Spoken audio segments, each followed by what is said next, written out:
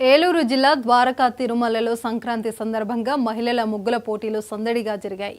మండలానికి చెందిన 89 మంది మహిళలు పాల్గొని రంగురంగుల రంగువల్లులు తీర్చిదిద్దారు. గోపాలపురం ఎమ్మెల్యే మద్దిపాటి వెంకటరాజు ముఖ్య అతిథిగా హాజరై మహిళలు వేసిన ప్రతి ముగ్గును పరిశీలించి వారిని అభినందించారు. ఆధునీకరణ పేరుతో సంప్రదాయాలు మరచిపోతున్న సమయంలో ఇంత పెద్ద ఎత్తున మహిళలు ముగ్గుల పోటీలో పాల్గొనడం ఎంతో సంతోషంగా ఉందన్నారు.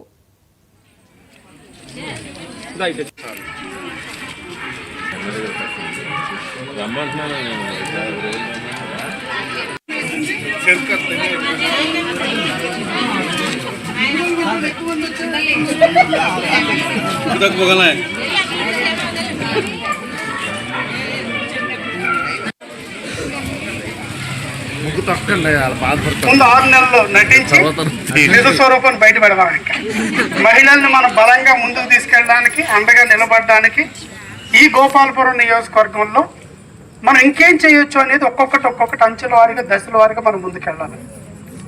సంక్రాంతి సంబరాలు చేద్దాం అనుకున్నప్పుడు క్రికెట్, వాలీబాల్ లేదా ఖోఖో ఇలాంటివన్నీ, కబడ్డీ గేమ్స్, అలాగే సంక్రాంతి అంటగానే మనకు కొన్ని ఆటలు గుర్తొస్తాయి. సంక్రాంతి అంటగానే ఏం గుర్తొస్తుంది?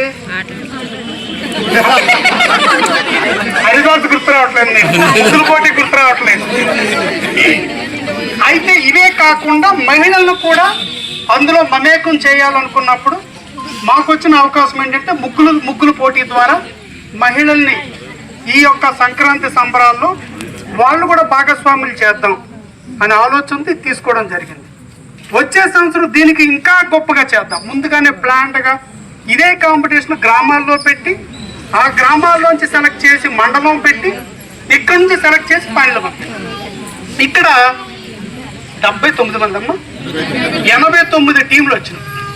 కానీ 89 టీముల్ని అక్కడ పంపిస్తే మళ్ళీ కష్టమైపోద్ది సెలక్షన్. అందుకని ఒక 5 టీములు మాత్రం అక్కడ పంపించడానికి సెలెక్ట్ చేస్తారు. ఈ గెలుపోటములు పక్కన తీసేస్తే నా మనసు అయితే అందరూ గెలుచుకున్నారు. 89 కూడా 89 విభిన్న రీతుల్లో ఉన్నాయి. కొంతమంది సాంప్రదాయంగా వెళ్ళారు, కొంతమంది నా పూర్వకాలం అంటే మన ఇంట్లో అప్పట్లో ముగ్గులు వేసేవారు, ఇంకేం కలర్లు ఉండవు, ఒక్క తెల్లని ముగ్గు తీశారు. కొంతమంది సబ్జెక్ట్ చెప్పేలా చెప్పారు, కొంతమంది రైతు గురించి, కొంతమంది మహిళల గురించి, కొంతమంది సమాజం గురించి, కొంతమంది చికెన్ 65 గురించి కూడా వేసారు. వాళ్ళకి సీరియల్ నెంబర్ 65 వచ్చింది, దాని ముందు కోడిని వేసి ఇది చికెన్ 65 అని చెప్తారు. ఇలాగా మీదైన శైలిలో చాలా బాగా చేశారు. కానీ అక్కడికి ఒక 5 టీములు మాత్రమే వెళతాయి. ఆ 5 టీములు ఏదో నేను చెప్పను, నేను వెళ్ళిపోతాక వెళ్ళి చెప్తాను.